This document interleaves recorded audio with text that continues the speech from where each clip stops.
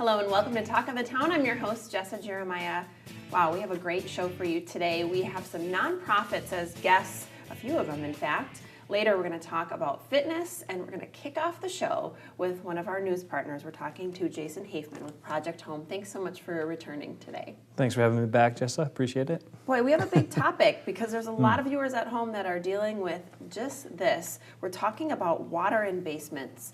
First of all, you see this quite a bit. How common of an issue is this? Yeah, I mean, obviously what we're going to talk about today isn't about the flooding issues that you're seeing if you live near water, but with the amounts of rain we've been having, more and more people have been having issues with getting water into their basement, which can just be not only a pain to clean up, but also can cause a lot of issues.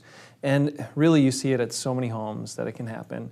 So it is a big issue. Usually maintenance, some landscaping maintenance can take care of it. So I want to touch on that too.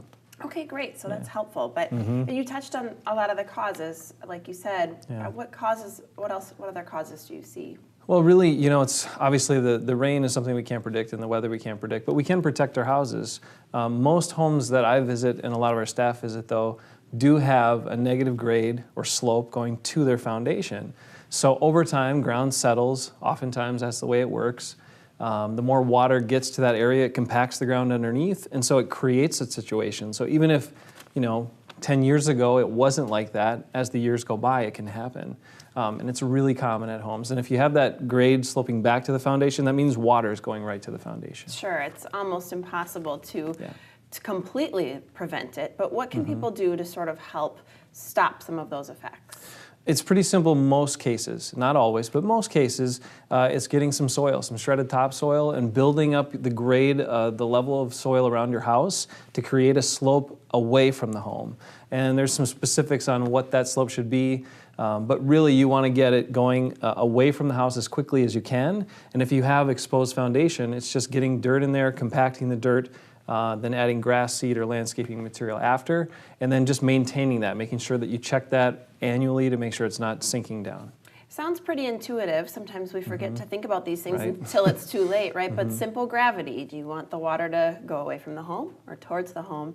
And you're talking specifically about doing this against exposed foundation, but what if somebody doesn't have any foundation that is exposed? Yeah, and that's a bigger trick with newer homes. A lot of times after they do the backfill around the foundation, they're not as high, so there's not as much room to build up against maybe some foundation that's exposed. You have siding that's really close to your ground level.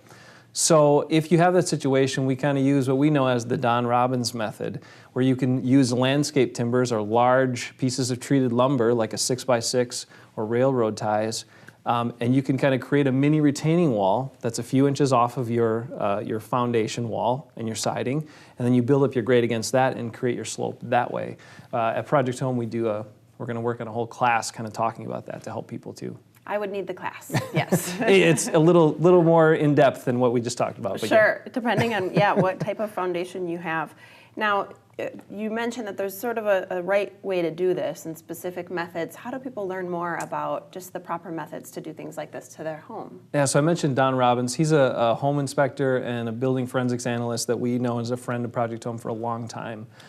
He created a class and presented it for quite a while for people in part of our class series. So we're going to bring that back either with Don or maybe someone else instructing people. But it's such a key issue and such a common issue. We want to show people the proper ways and the proper methods to deal with water getting in their basement. You work with a lot of great folks, so that's a great shout out there. Yeah. We're going to head to break in just a minute, but let's talk first about how you're really helping to assist more people with this. Project Home does so much for folks.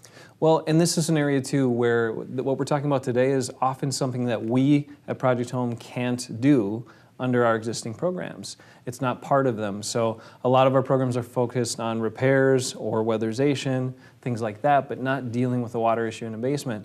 So we've done some projects like that with volunteers.